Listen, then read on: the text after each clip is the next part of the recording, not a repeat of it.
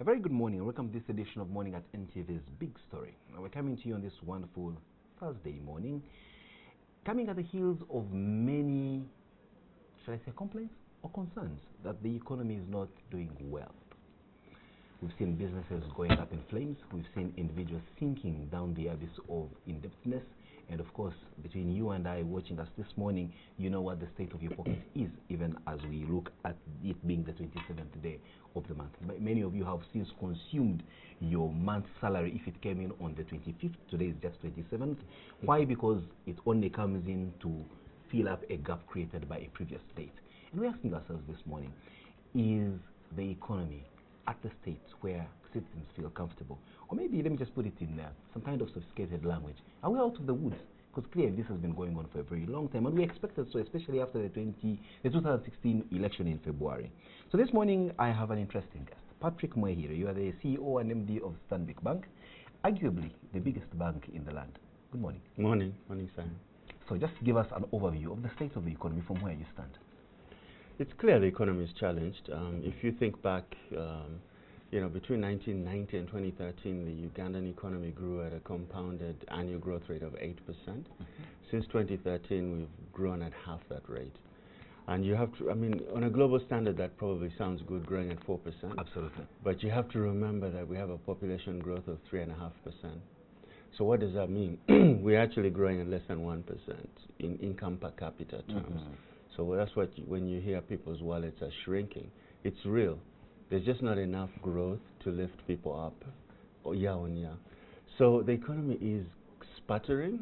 It's an absolute fact. And we do need to get our heads together and come up with some real thoughtful policy to turn this around. I'll be putting you on the dice to explain more and unpack what you say. We need to sit down together and put up, a policy that can get us out. But just as a way of real indications to an ordinary folk watching you this morning, you're in the financial sector where we run to when we have financial issues, but also who we run from when we have financial issues. What's the state of the banking sector? Are you lending more? Are you collecting more? Of course, I'm asking whether the Pope is Catholic, but to just give us the extent.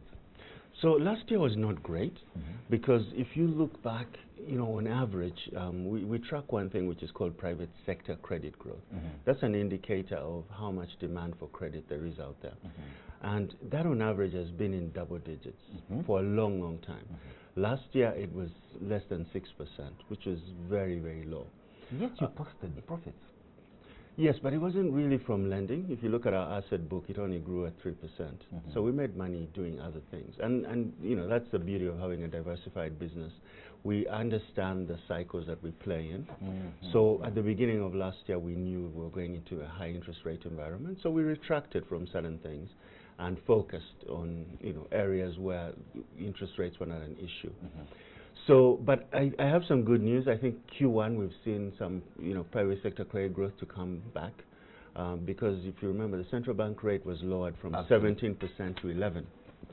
So our prime rate went from 26, I believe, at the top of the cycle. We're at 19 now. So that's a relief, in terms of getting people more money into their wallets to borrow. So we're beginning to see that demand come back, which is a good thing.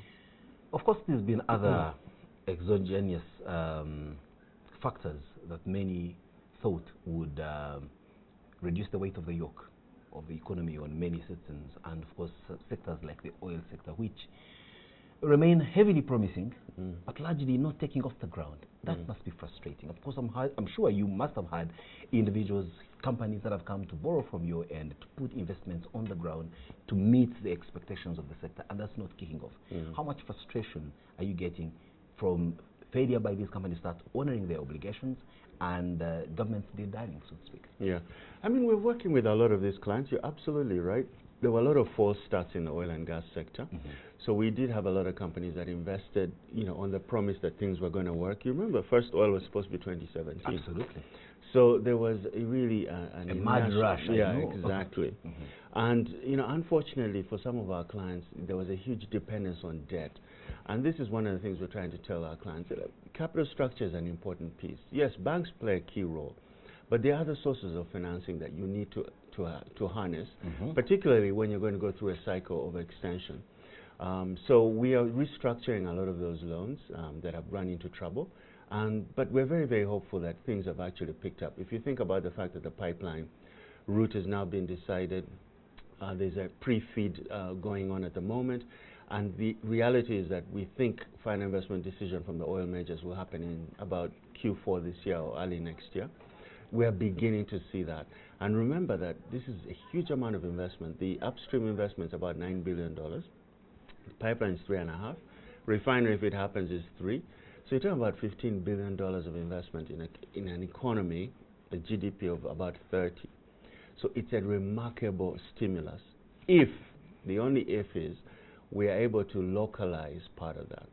Well, we seem to be running on near Christian faith of the Messiah will be coming. It's 2,000 years down the road, and we're still saying the same thing with the same gusto. Don't you get a point and feel a bit frustrated with the fact that you have to live on hope, and you know, hope doesn't put food on the table? But it's here. I mean, the truth is it's really here. I mean, we had a lot of obstacles along the way, but if you think through where we are at the moment now, where pre-feed is almost at the final stage, final investment decision being less than 12 months away, it's here. I'm a true believer that we've crossed the Rubicon and we're ready to harness this. I love your levels of optimism. Perhaps that's why you are the head of a bank that doesn't hang people. Now let's get down to the banking sector, and I want to bring the conversation down to an ordinary folk that holds a usual savings account in one of your branches, perhaps as far away as Segudu. They grapple with the fact that whatever they possibly borrowed to invest in, or where their income stream was coming from, was largely maybe agricultural produce.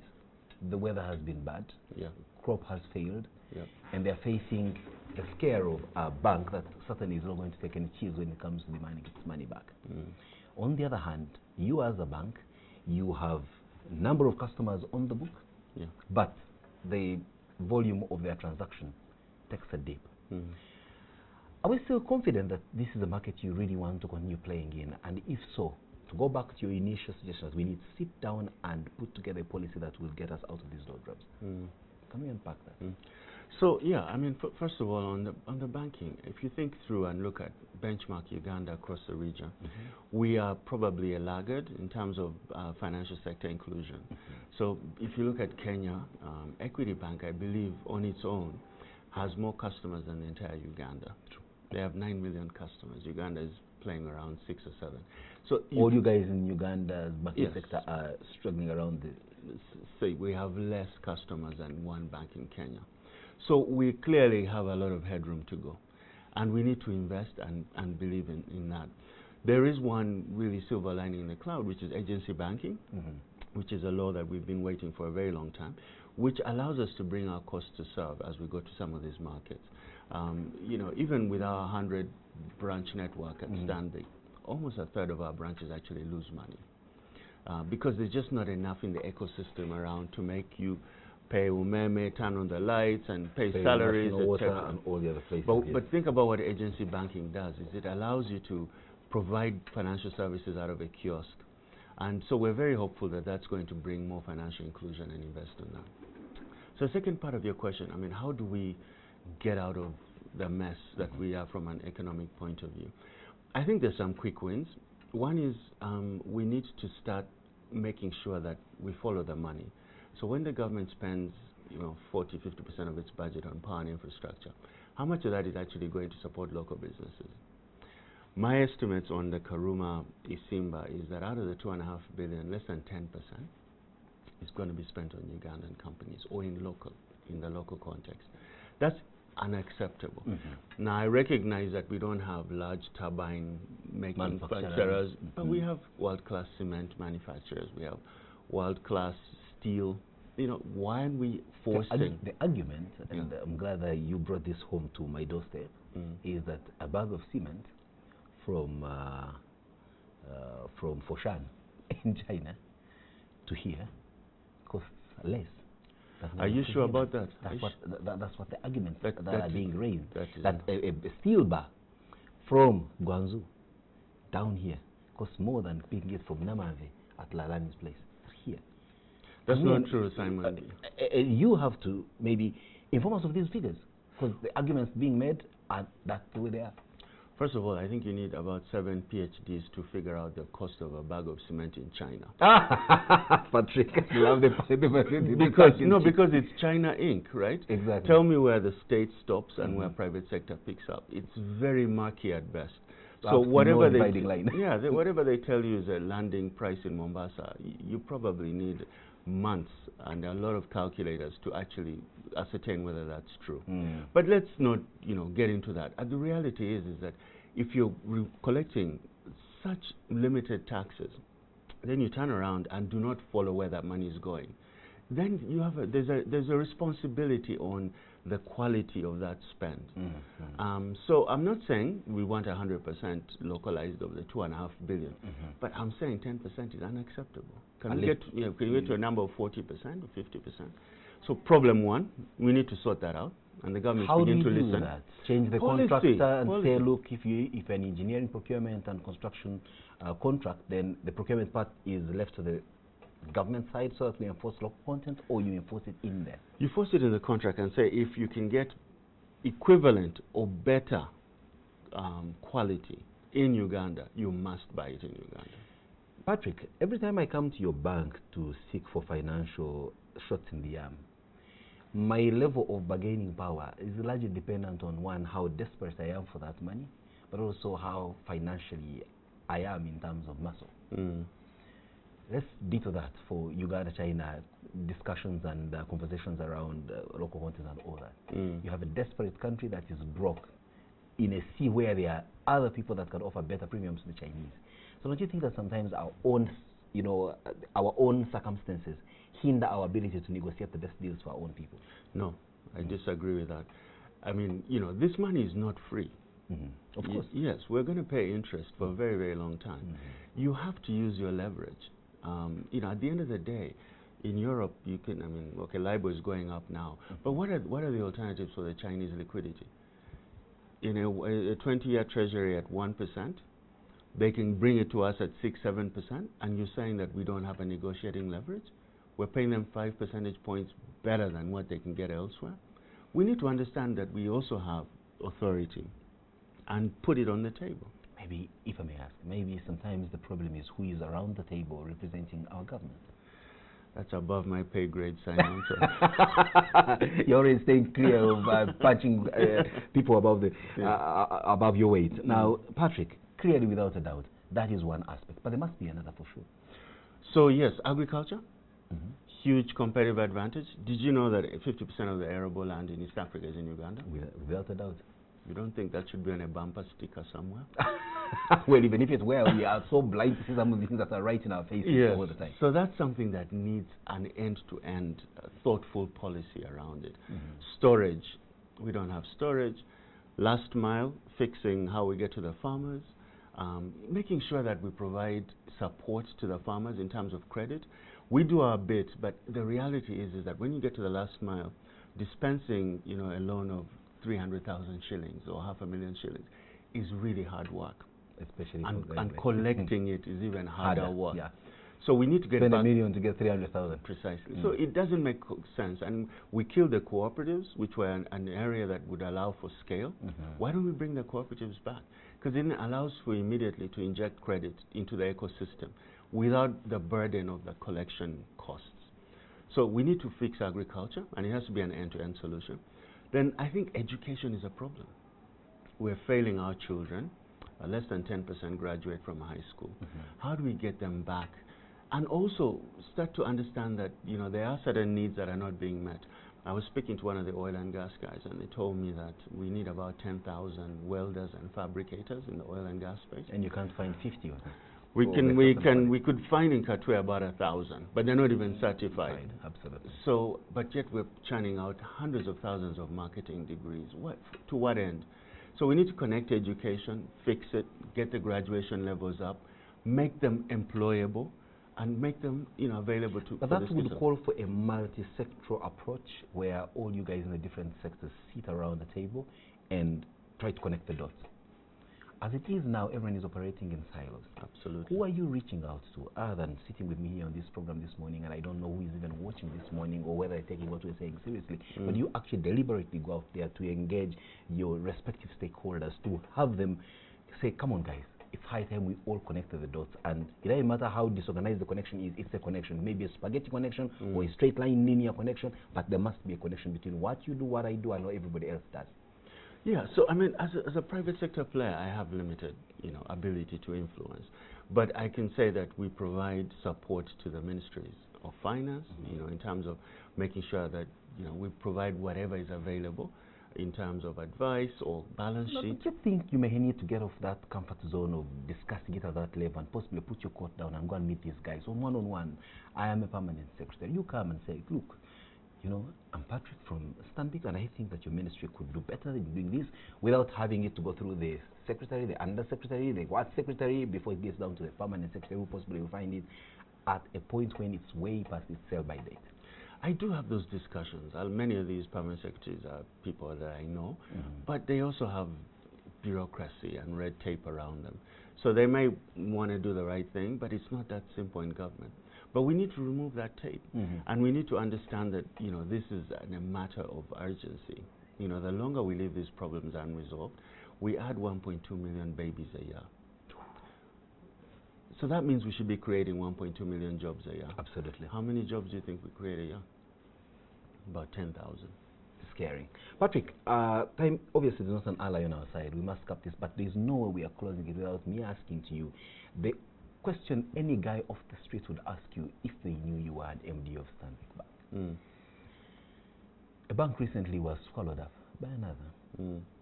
And it took this country, into a state of shock and awe. One, we thought that bank was doing exceptionally well. It was taken over not by a kind of giant that we thought of a bank. We thought maybe Stanbic would be the guy to take it over, but you didn't.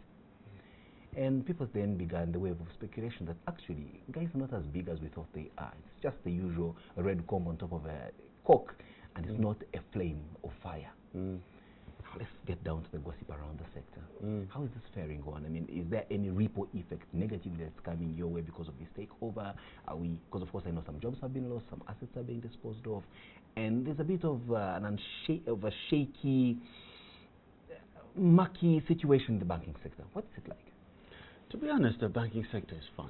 It's absolutely fine. I think that bank was an isolated case, and frankly, I'm very happy that they were able to find a buyer. Tell you what, you are sounding like the spokesperson of the Uganda Bankers Association. No, I'm not. I mean, I truly believe it. I truly believe it. Because the fact that there was a resolution, I mean, we have to give credit as well to our regulator that they were able to find a buyer for that bank. Because if you remember the months when they took it over, the uncertainty it created, even for the smaller banks, was really unacceptable, because everyone sort of lumped all the small banks into one category. These ones are not going next. Exactly, and that was unfair.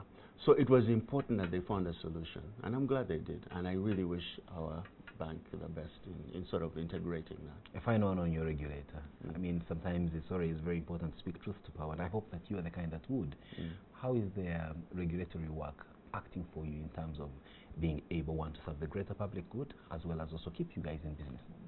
I think they do a fantastic job. I really believe that. In the region, they are the toughest regulator. Oh, really? Yes, absolutely.